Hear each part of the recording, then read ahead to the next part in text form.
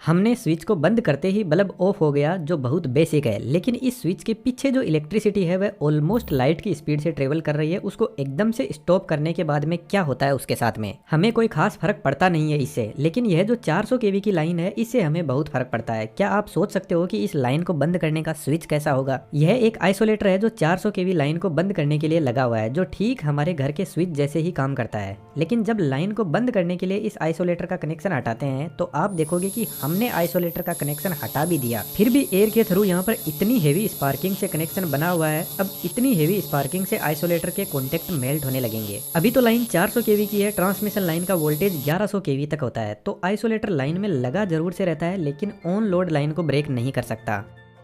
तो लाइन को ब्रेक करने के लिए एक पावरफुल डिवाइस बनाई गई जिसको बोलते हैं सर्किट ब्रेकर। यह 132 केवी से लेकर 1100 केवी तक किसी भी लाइन को ब्रेक कर सकता है एकदम सेफ्टी के साथ में। और लाइन में यदि कोई फॉल्ट आता है तो भी यह अपने आप ट्रिप हो जाता है। आप जो सर्किट ब्रेकर देख रहे हो वह SF6 सर्किट ब्रेकर है। तीनों फेज के लिए सेम मैकेनिज्म होता है, लेकिन यह मैकेनिज्म अलग अलग इन बुशिंग में ऑपरेट करता है। जो अपर टर्मिनल है वह मेन लाइन से आता है और ऊपर की तरफ कनेक्ट हो जाता है, और लोअर टर्मिनल से सर्किट ब्रेकर का आउटपुट निकलता है। अब इन दोनों टर्मिनल के बीच में ही सर्किट को ब्रेक करने का मैकेनिज्म लगा रहता है। अपर टर्मिनल एकदम फिक्स होता है, कोई भी मूवमेंट नहीं कर सकता है। यहाँ पर रोड लगी रहती है, वह कॉपर की है। लोअर टर्मिनल में भी एक कॉपर की रोड लगी हुई है जो मूव कर सकती है। यह रोड अंदर से खोखली होती है और ऊपर टर्मिनल से अपना कॉन्टेक्ट बनाती है।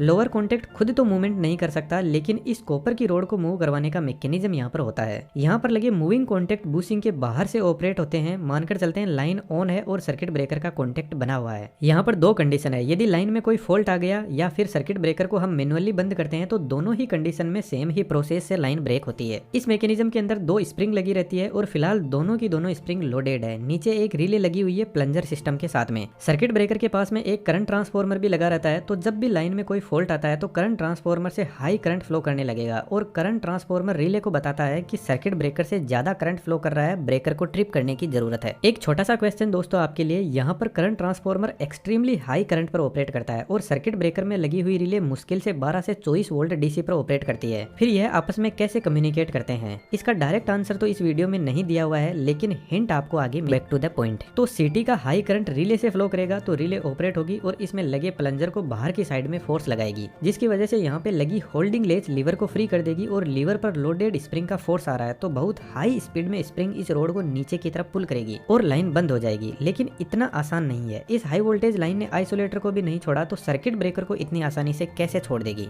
जब स्प्रिंग नीचे आएगी तो बुशिंग के नीचे एक छोटा गियर बॉक्स लगा रहता है, जिससे तीनों बुशिंग एक दूसरे से कनेक्टेड रहती है ताकि स्प्रिंग का फोर्स तीनों बुशिंग पर इक्वली पहुंच सके। जब स्प्रिंग नीचे जाएगी तो इस रोड पर डायरेक्ट स्प्रिंग का फोर्स आता है, जिसको मूविंग आर्सिंग कॉन्टेक्ट बोलते हैं। यह रोड नीचे से इंसुलेटेड रहती है और ऊपर से अपर कॉन्टेक्ट से कनेक्शन बनाती है। तो इस रोड के साथ में यहाँ पे लगा हुआ सिलेंडर नीचे की तरफ जाएगा, लेकिन सिलेंडर के अंदर एक पिस्टन लगा रहता है जो एकदम फिक्स होता है और इस सिलेंडर और पिस्टन के बीच में SF6 गैस भरी रहती है, जिसका प्रेशर 2.8 kg पर सेंटीमीटर स्क्वायर होता है। जब सिलेंडर नीचे जाएगा तो पिस्टन गैस को कंप्रेस करने लगेगा और गैस को कंप्रेस करके इसका प्रेशर 14.2 kg पर सेंटीमीटर स्क्वायर तक पहुंचा देगा। जैसे ही यह कॉन्टेक्ट एक दूसरे से दूर होंगे तो जबरदस्त आर्क जनरेट होगी, लेकिन पिस्टन गैस का इतना प्रेशर बढ़ा देगा कि इस नोजल से हाई स्पीड में प्रेशर से SF6 गैस इन दोनों कॉन्टेक्ट के बीच में आने लगेगी। SF6 हाईली इलेक्ट्रोनेगेटिव होती है तो यह नेगेटिव आयंस में कन्वर्ट होने लग जाएगी, जो इलेक्ट्रॉन से ज्यादा हेवी है। तो इन दोनों कॉन्टेक्ट के बीच में जो आर्क जनरेट होगी उसको यह खत्म कर देगी,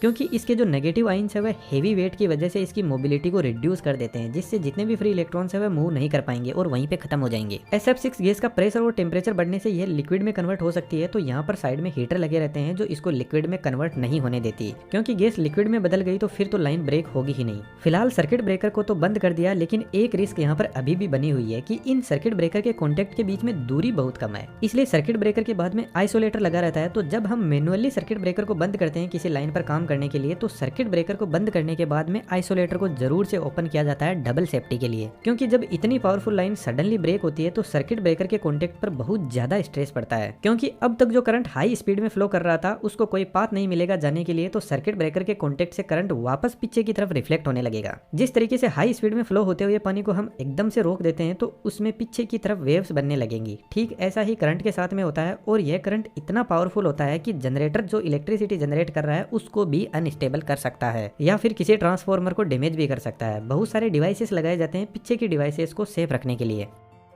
तो जनरली जो पावर ट्रांसमिशन लाइन होती है उनको ब्रेक नहीं किया जाता जब तक कोई इमरजेंसी कंडीशन या कोई जबरदस्त फॉल्ट ना हो। आपने देखा होगा कि हमारी लाइट चली जाती है लेकिन जीएसएस में एनी टाइम अवेलेबल रहती है। वह इसलिए क्योंकि इन लाइन को ब्रेक करना बहुत चैलेंजिंग काम होता है। 132 केवी है, इससे जितने भी छोटी लाइन है उनको आसानी से ब्रेक किया जा सकता है, जिनका बड़ी लाइनों पर कोई खास फर्क पड़ता नहीं है। अब लाइन को वापस कनेक्ट करना भी कोई आसान काम नहीं होता, जिसको समझने के लिए हमें वापस इसके मैकेनिज्म पर आना होगा। लाइन फिलहाल बंद है, एक स्प्रिंग अनलोडेड भी हो गई है, तो लाइन को क्लोज करने के लिए यहाँ पर एक और रिले लगी रहती है। तो इस रिले को कंट्रोल पैनल से सिग्नल दिया जाता है और यह भी ठीक ऊपर वाली रिले की तरह ऑपरेट करती है और इसका प्लंजर क्लोजिंग होल्डिंग लेज को फ्री कर देता है। फ्री होते ही इस केम पर क्लोजिंग स्प्रिंग का फोर्स आ रहा है जो अभी भी लोडेड है और यह इस केम को स्पीड में रोटेट करवाती है। केम पिन लीवर पर फोर्स लगाएगी और लीवर वापस इस साइड वाली स्प्रिंग को लोड कर देगा, जिससे लाइन वापस क्लोज हो जाएगी। जो स्प्रिंग लाइन को ट्रिप करती है उसको सिर्फ क्लोजिंग स्प्रिंग ही चार्ज कर सकती है और क्लोजिंग स्प्रिंग को वापस चार्ज करने के लिए साइड में एक मोटर लगी रहती है। तो सर्किट ब्रेकर के क्लोज होते ही यह स्प्रिंग को वापस धीरे धीरे लोड करने लग जाएगी।